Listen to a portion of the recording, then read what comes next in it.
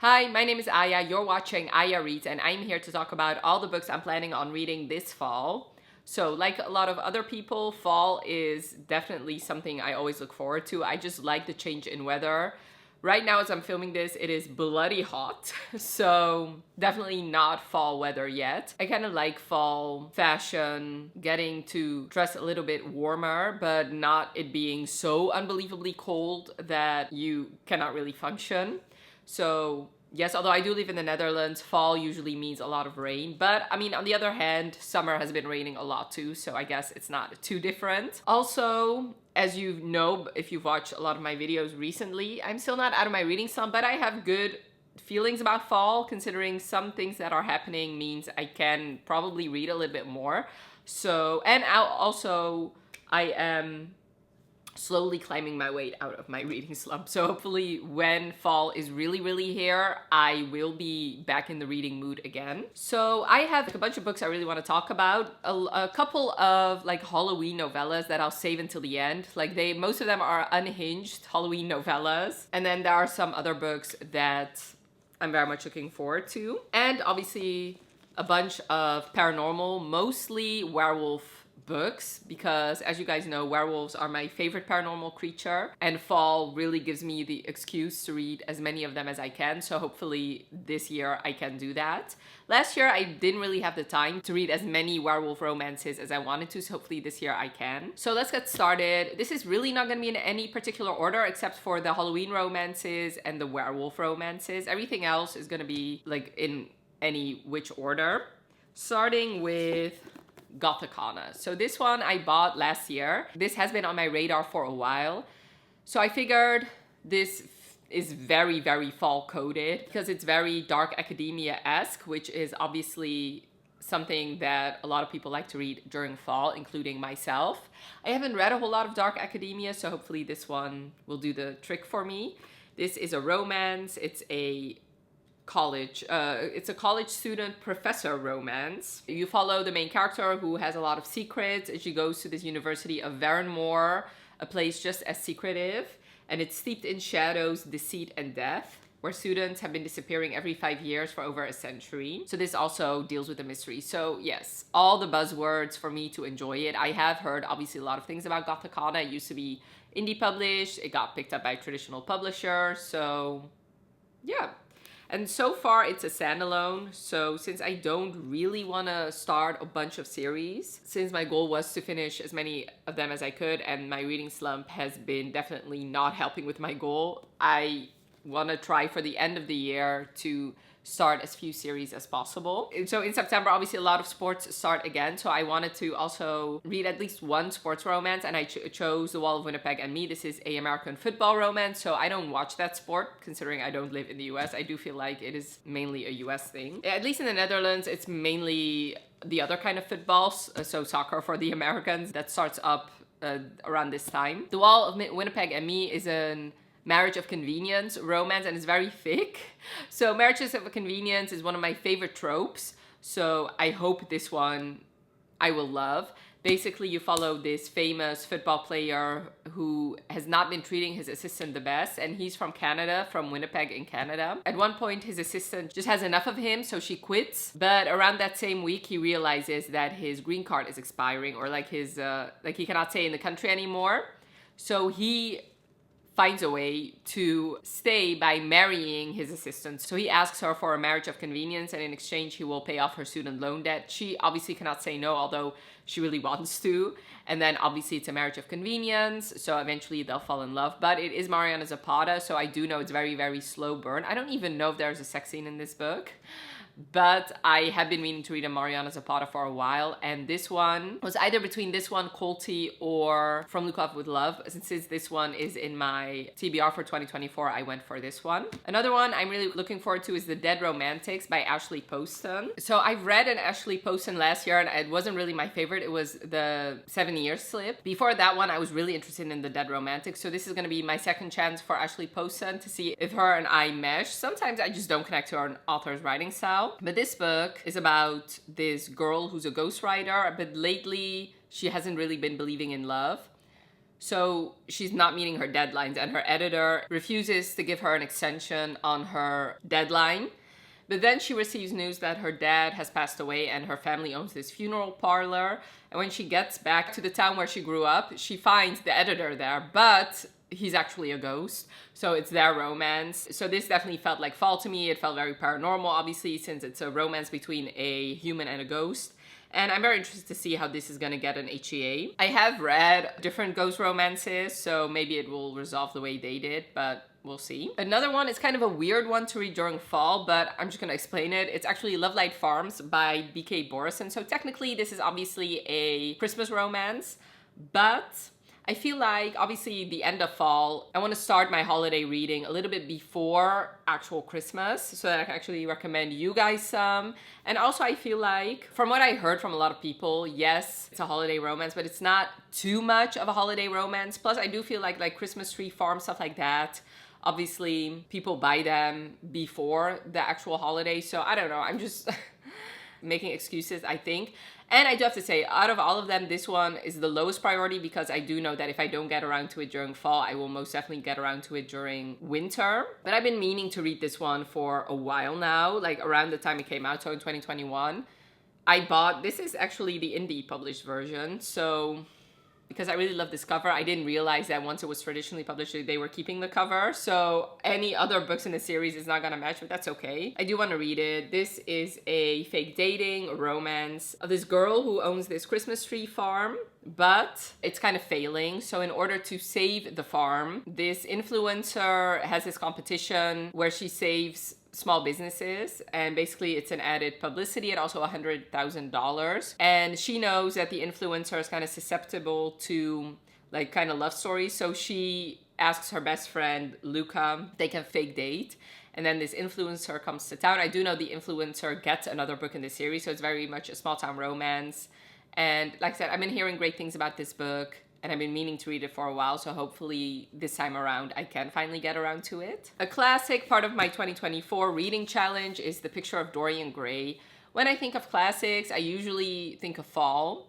So I haven't read a whole lot of classics this year. I only read one and I DNF'd it. So hopefully this one will be finally one I can read. It's not too long. So it is around 220 pages. So hopefully that will help me.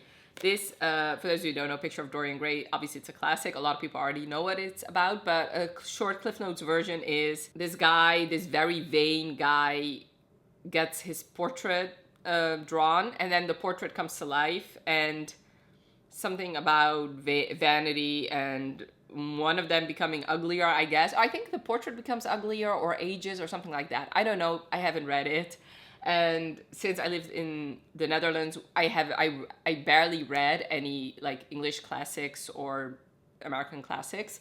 So hopefully I will love this one. This does seem to be a classic that a lot of people really love, so we'll see. Soft Flannel Hank. So basically lately I've been thinking about Twilight a lot. So it has been years and years since I reread those series. It also has been years since I watched the movies. So I feel like, obviously I could watch the movies, that's not a problem, but I do want to kind of read books based on Twilight in a way. So Soft Flannel Hank is perfect for it. Basically, you follow, this is basically a fan fiction of Charlie Swan, so Bella's dad. He's actually called Hank Dove, and he is big and quiet, 45, divorced, depressed, and trying therapy for the first time. And basically, I believe his daughter, like, got involved with vampires and left him, basically.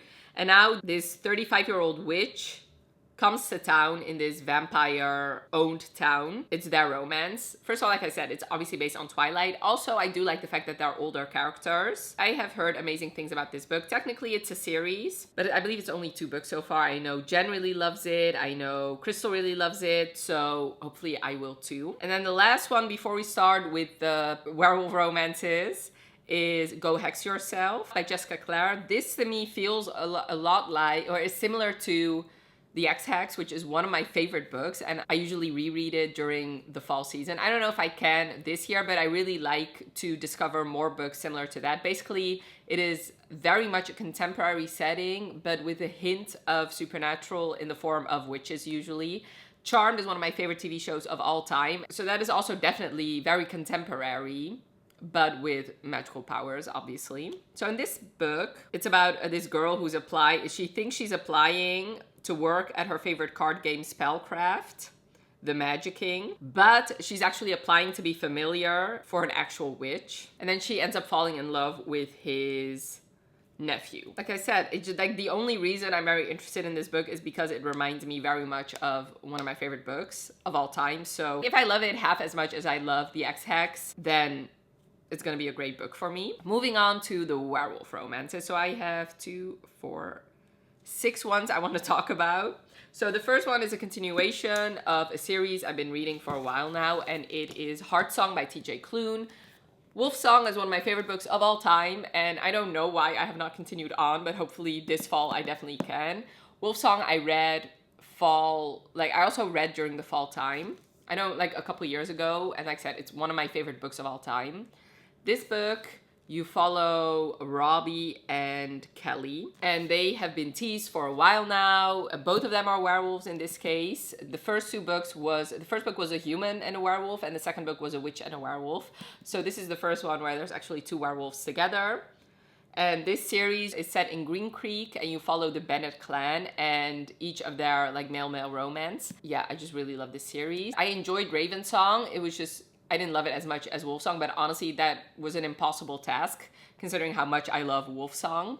So hopefully I'll love this as much as Ravensong, and if I love it even more, then that's even better. Next is Her Sweet Alpha by Thayer King. So this seems like a humorous paranormal romance. Basically, this alpha werewolf is almost 30 and he needs to find his true mate, and then he realizes his true mate is a human who doesn't know anything about the paranormal, like about werewolves or anything.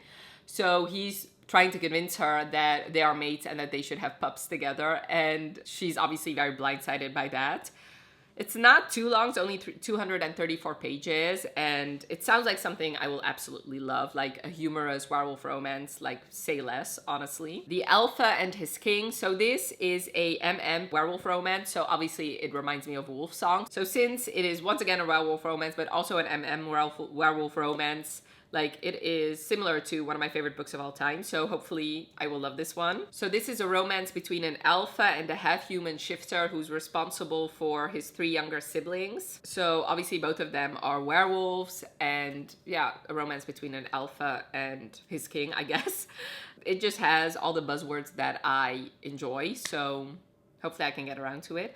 Let's see how long this series is. Okay. So it is a pretty long series. That is the problem with these paranormal series. They tend to get very long.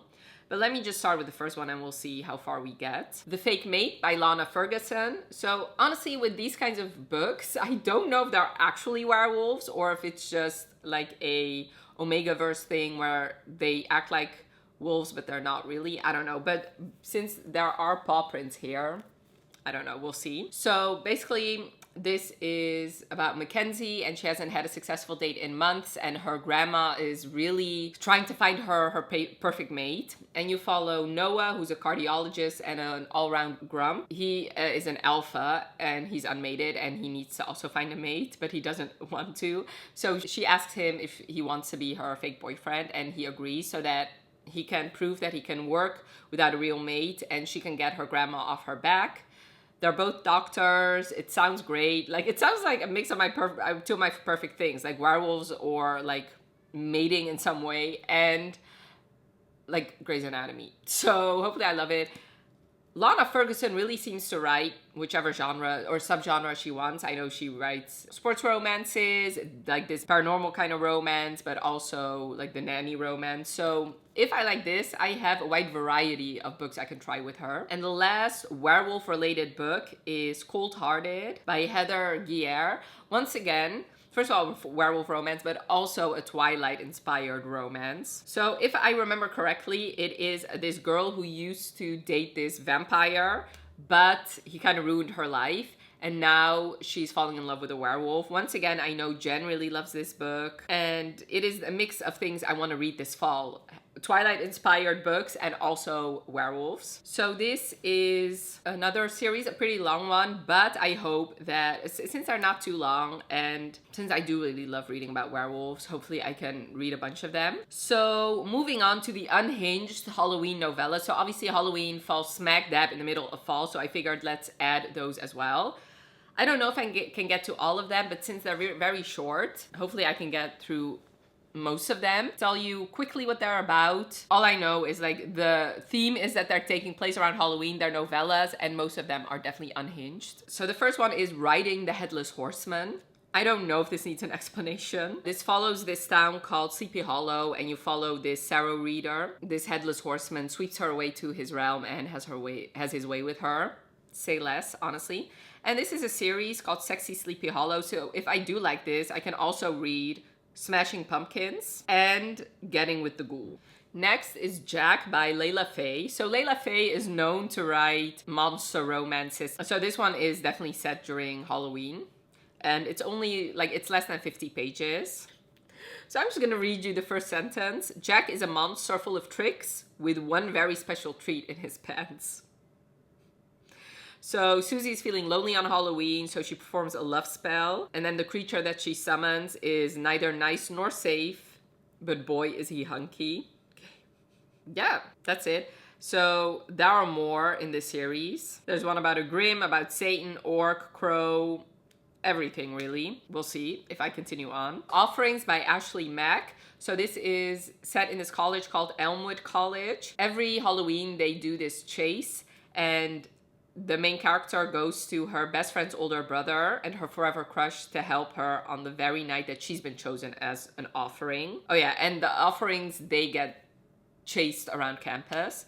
So yeah, I'm sure they're gonna fall in love. It's a novella, quick, short, to the point, hopefully. The next one's gonna be a little bit longer, but it's called Moonflower by Elira Firethorn. 3 years ago, Cora Grimm, cute, left her hometown and did her best to never look back. And while doing so, she left her childhood best friends, Wilder and Ezra, but they used to spend Halloween together. And now I think they found her. It's an MFM romance. So usually I'm more a fan of MMF. So we'll see. You know, it's a Halloween novella. It is just a bit over 200 pages. So technically it's not a novella, although obviously some of that could be extra stuff. Scream for the Scarecrow by Violet Taylor. Once again, seems pretty obvious what this is about. This is less than 40 pages, so I'm sure it's only smut with a scarecrow and nothing more. So it's a dark romance monster smut short story. And apparently I should not expect happily ever after, which I really wasn't. And then last but most certainly not least is Hours for Halloween by Violet Taylor. And this is a Why Choose romance. So she follows this masked man after he saved her from a gruesome fate. And there she finds herself in the clutches of not one, but 3 mysterious men. And it doesn't take long to discover that they're far from human. And together they'll do whatever it takes to make her theirs for Halloween. So I've been craving, this is another cover. Interesting.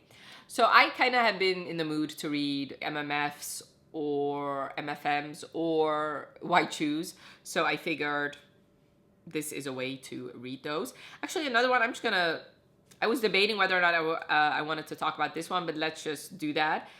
Technically, it is not a Halloween-related book, but since, like I said, I am very much in the mood for Why Choose, I really want to read Twilight of Embers by Tessa Hale. So it's not werewolves, but it is shapeshifters. It is dragon shifters. And this is a Why Choose romance. So this is also, it's a trilogy. It's very short. I believe all of them are already out. So if I really like the first one, I can binge it. And hopefully that will for sure get me out of my reading slump. Basically, it's about this girl who ends up with 5 dragon shifters. And one is a professor. The other one is like a tortured one. There's a billionaire. There's everything you want under the sun. So yeah, that is my TBR for this fall. Definitely let me know in the comments below what you're planning on reading this fall. Also, if you've read any of these books, let me know your thoughts in the comments below. And I really hope you enjoyed this video. Definitely let me know by leaving a like if you did. And if you're down there, leave me any sort of paranormal creature in the comments below. And thank you so much for watching. Have a wonderful rest of your day and I'll talk to you later. Bye.